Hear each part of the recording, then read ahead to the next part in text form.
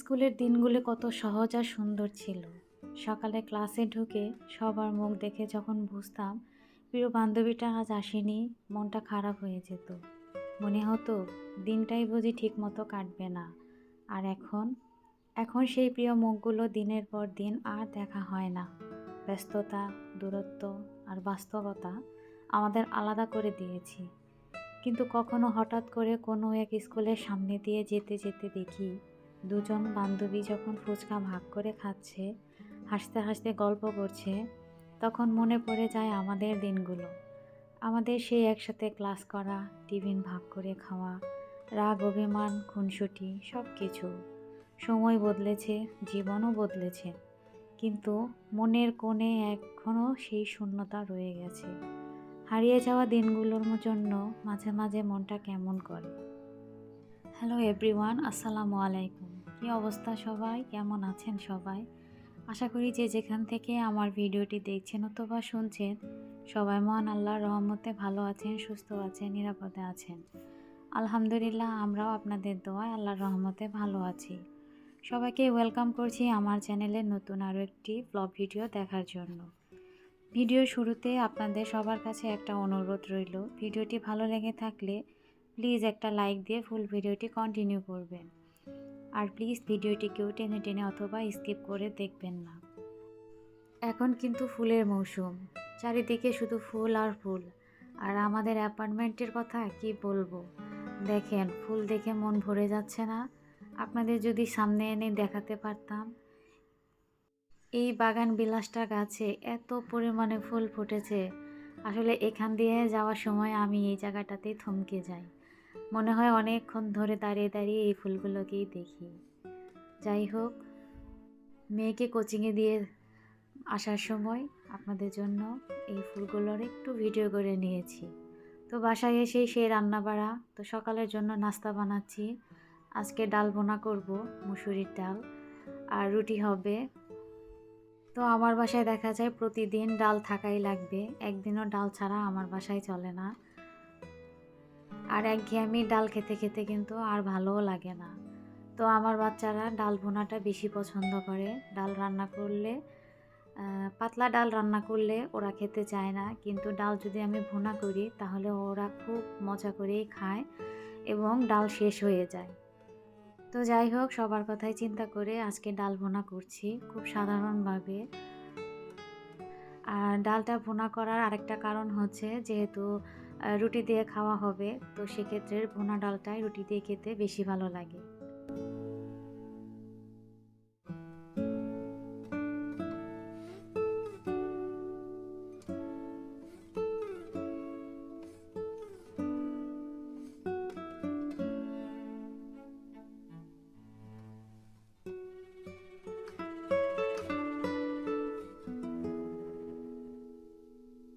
শীত যেন যাই যাই করেও যাচ্ছে না, খুব একটা বিরক্তকর অবস্থা হয়েছে। শীত যখন আসতে শুরু করেছিল তখন যেরকম হয়েছিল, একবার ফ্যান ছাড়তে হয়, একবার ফ্যান বন্ধ করতে হয়, আবার ঠিক যাওয়ার সময় সেই একই অবস্থা। বলেন তো কেমন লাগে? আর 2-3 দিন ধরে কেমন যেন ঢাকায় একটু শীত শীত লাগছে। আর বাতাসও কিন্তু সাথে আছে। আর বাতাসের কথা কি বলবো, প্রচুর পরিমাণে বাতাসের সাথে ধুলা ভাসে, বাহিরে তো মাস্ক ছাড়া যাওয়াই যায় না, এরকম অবস্থা। শীতের কাপড়গুলো এখনও ধোয়া শুরু করিনি। ভেবেছিলাম যে হয়তো শীত আবার আসবে, কিংবা যদি আবার কোথাও যাওয়া হয় তাহলে তো আসলে শীতের কাপড় রেখে কোনো লাভ নেই। সেই জন্য শীতের কাপড়গুলো এখনও কিন্তু বাহিরেই আছে। তো যাই হোক, বাচ্চাদের জন্য কয়েকটা তেল দিয়ে ভেজে পরোটার মতো করে আর কি ভেজে দিচ্ছি। ওরা আবার পরোটা খেতে পছন্দ করে। কেন জানি না আমার পরোটা বানাতে একটু বিরক্ত লাগে। তো রুটি বানিয়ে সেটাকে তেল দিয়ে আর কি ভেজে দিই, ওরা এভাবেও খায়। তো সকালবেলাটায় আমার একটু তাড়াহুড়া বেজে যায়, কারণ বাচ্চাদের কোচিং থাকে, স্কুল থাকে, আবার সাথে রান্না বাড়াও থাকে। তো ছোট বাচ্চাকে নিয়ে আমি আবার স্কুলে বের হব, তো এই জন্য একটু তাড়াহুড়া করছিলাম। তো যাই হোক, রান্নাবাড়া করে বাচ্চাদের নাস্তা খাইয়ে তারপরে স্কুলে দিয়ে আবার কিন্তু এই যে বাসায় এসে বাসার কাজে লেগে গিয়েছি। তো এই যে দেখেন এই অবস্থা থাকে আমার বাসায়। মানে এই খেলনাগুলো নিয়ে আমি আছি খুব আর কি বিপদে। ছোট মানুষ খেলতে চায়, নাও করতে পারি না। তো যখন এগুলো সে ঢালে তখন কিন্তু দেখা যায় ৫-৬ মিনিট খেলে তারপরে কিন্তু আর খেলে না।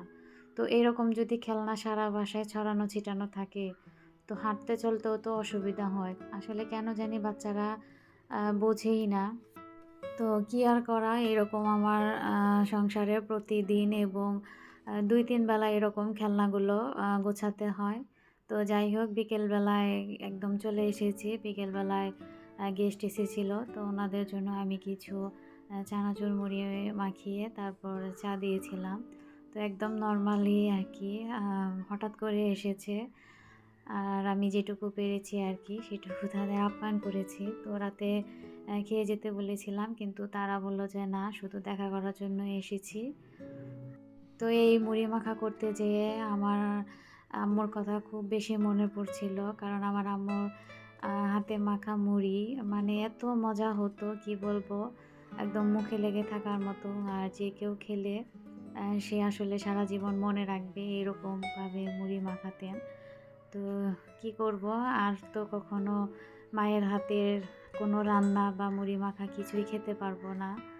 তো যাই হোক আ মেহমানরা চলে যাওয়ার পর এই যে সংসারের কাজ আবারও শুরু করেছি। রাতে আ প্লেট, বাটি, চামচ ছিল। আর নাস্তা খাওয়ার পর যে কাপগুলো ছিল সেগুলোকেও আরকি ধুয়ে নিচ্ছিলাম। তো সবসময় চেষ্টা করি যে রাতের বেলায় এই কাজগুলো কমিয়ে রাখতে যাতে সকালে আমার প্রেশারটা একটু কম হয়। আর কেন জানি না রাতের বেলায় কাজ করতে আমার বেশি ভালো লাগে দিনের থেকে। কারণ দিনে আম ঘরে বাহিরে দৌড়াদৌড়ি করতে, করতে অনেক বেশি আমার খারাপ লাগে। তো যাই হোক আমি কিন্তু একদম ভিডিও শেষ পর্যায়ে চলে এসেছি। আজকেই বিদায় নিচ্ছি। ফিরে আসবো আগামীতে নতুন কোনো ব্লগ ভিডিও নিয়ে। সে পর্যন্ত আপনারা অনেক বেশি ভালো থাকবেন, সুস্থ থাকবেন, নিরাপদে থাকবেন। আল্লাহ হাফেজ। আসসালামু আলাইকুম।